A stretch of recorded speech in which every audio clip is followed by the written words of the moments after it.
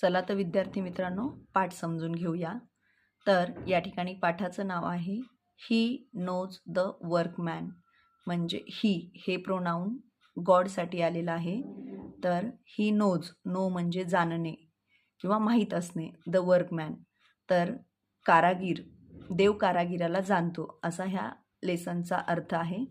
तर आता या ठिकाणी आपण लाईन बाय लाईन मिनिंग समजून घेऊया.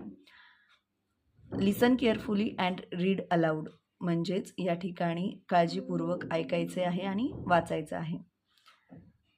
At the time of king Ashoka a new temple was being built in the capital city.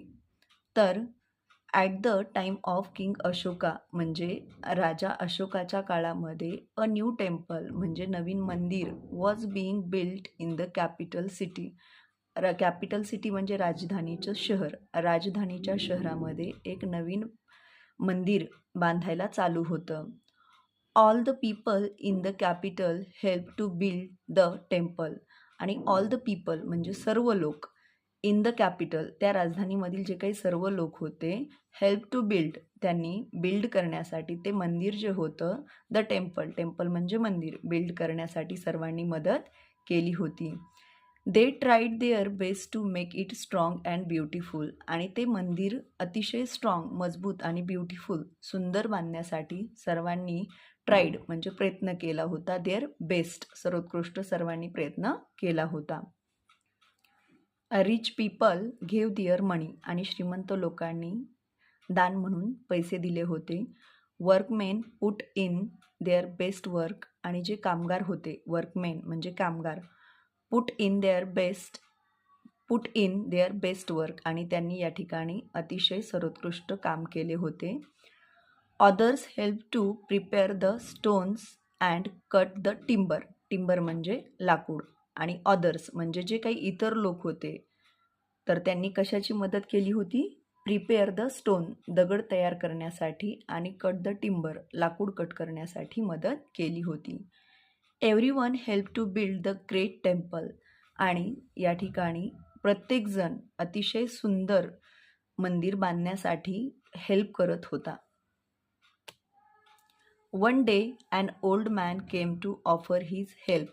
आणि मग एके दिवशी एक ओल्ड मॅन आला म्हणजे म्हातारा माणूस त्या ठिकाणी आला. He was Jay Kisan. आणि तो होता जय किसन. त्याचं नाव काय होतं? Jay Kisan. The stone carver. आणि तो दगडाचे कोरीव काम करणारा होता. He carved beautiful figure and designs in the stone. आणि त्याने दगडावरती अतिशय सुंदर अशी फिगर म्हणजे आकृती आणि डिझाईन म्हणजे नक्षीकाम केलेलं होतं, म्हणजेच कार्वड कोरलेलं होतं.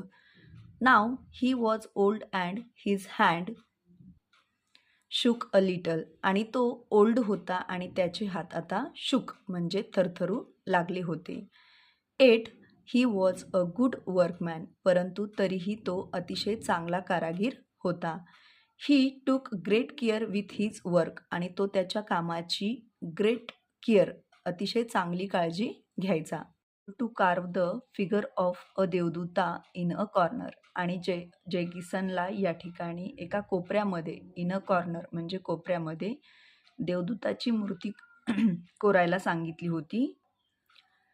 दिस corner of the temple was nearly always dark. आणि ते जे टेम्पलचा जो कॉर्नर होता तो नियरली ऑलवेज डार्क नेहमी अंधारा असायचा, त्या ठिकाणी अंधारा असायचा.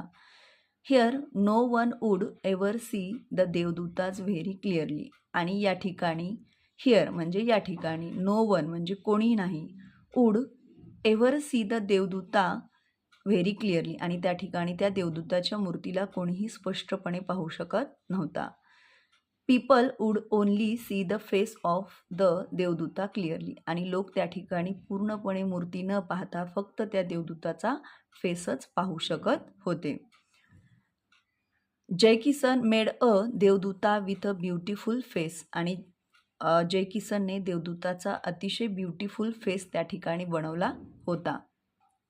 But this is not enough. परंतु ते तेवढं पुरेसं नव्हतं. ही सेड तो म्हणाला. म्हणजे त्याने सुंदर काम केलं होतं पण त्याला आणखीन सुंदर काम करायचं होतं. त्याला वाटलं की हे एवढं पुरेसं नाही आहे. ही वेंट ऑन कार्विंग आणि तो कोरीव काम करत राहिला. ही कार्व्ड द एंटायर देवदूता केअरफुली आणि त्याने ते देवदूताची एंटायर जी काही मूर्ती आहे ती पूर्णपणे अतिशय केअरफुली काळजीपूर्वक कोरलेली आहे. ही कार्व्ड व्हेरी केअरफुली ही कार्व्ड व्हेरी वेल आणि त्यांनी अतिशय सुंदर या ठिकाणी कार्व केलेली आहे, कोरीव काम केलेलं आहे. The garments of the devduta were carved in stone आणि या ठिकाणी द गारमेंट म्हणजे कपडे ऑफ देवदूता त्या देवदूताचे वेअर कार्व्ड इन स्टोन त्या स्टोनवरती देवदूताचे कपडे देखील कोरले होते. But they looked thin and soft आणि ते अतिशय पातळ आणि सॉफ्ट दिसत होते. One day a man came to that corner आणि मग एके दिवशी त्या कोपऱ्यामध्ये एक माणूस आला. He saw Jaikishan carving the देवदूता आणि त्याने पाहिलं की जयकिसन हा देवदूता कोरत आहे.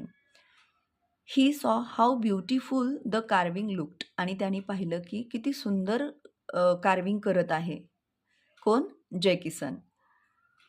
ही saw how carefully and lovingly Jaykisan worked आणि त्याने पाहिलं की हा जो जयकिसन आहे तो अतिशय केअरफुली म्हणजेच काळजीपूर्वक आणि लव्हिंगली म्हणजे प्रेमळपणे काम करत आहे. वर्कड. द मॅन स्माइल्ड आणि तो माणूस जो आलेला आहे तो त्या ठिकाणी हसला. ही आस्क्ड जयकिसन आणि तो जयकिसनला म्हणाला, why do you take such a trouble with the garments? तू या कपड्यांसाठी एवढं ट्रबल एवढा त्रास कशाला करून घेतोस? No one will see your work in this dark corner. या कोपऱ्यामध्ये तुझं कोणीही काम पाहणार नाही. No one will know who did it आणि हे कोणी केलं आहे हे कोणालाही कळणार नाही. That may be. हो कदाचित. सेड ओल्ड जयकिसन आणि जयकिसन म्हणाला की दॅट मे बी म्हणजे हो कदाचित. But God can see my work even in this dark corner and he knows the workman too. परंतु या ठिकाणी जो गॉड आहे तो माझे काम पाहू शकतो अगदी डार्क कॉर्नरमध्ये देखील. And he know the workman too आणि त्याला कारागीर देखील माहीत आहे. Adapted from a story by John Marthis. तर अशा पद्धतीनं ही स्टोरी होती. आय होप तुम्हाला ही स्टोरी अतिशय चांगल्या पद्धतीने समजली असेल. तर या ठिकाणी पाहू शकता हा जयकिशन आहे आणि हा एक मॅन आहे. तो आला होता. तो त्याला म्हणाला होता की कोणीही तुझं काम एवढ्या कोपऱ्यामध्ये पाहणार नाही. पण तो म्हटला की कोणी जरी नाही पाहिले तरी हरकत नाही, पण देव माझं काम ओळखतो किंवा देवाला माझं काम माहीत आहे. तर अशा पद्धतीनं या ठिकाणी आपण नक्कीच या पाठातून प्रेरणा घेऊ शकतो की आपण नेहमी आपले काम अतिशय मन लावून केलं पाहिजे. आपल्याला त्याचं यश नक्की भेटत असतं. तर तुम्ही पाहू शकता या ठिकाणी या दगडावरती अतिशय सुंदर अशा कोरीव काम या जयकिसनने केलेलं आहे. व्हिडिओ आवडल्यास नक्की लाईक करा.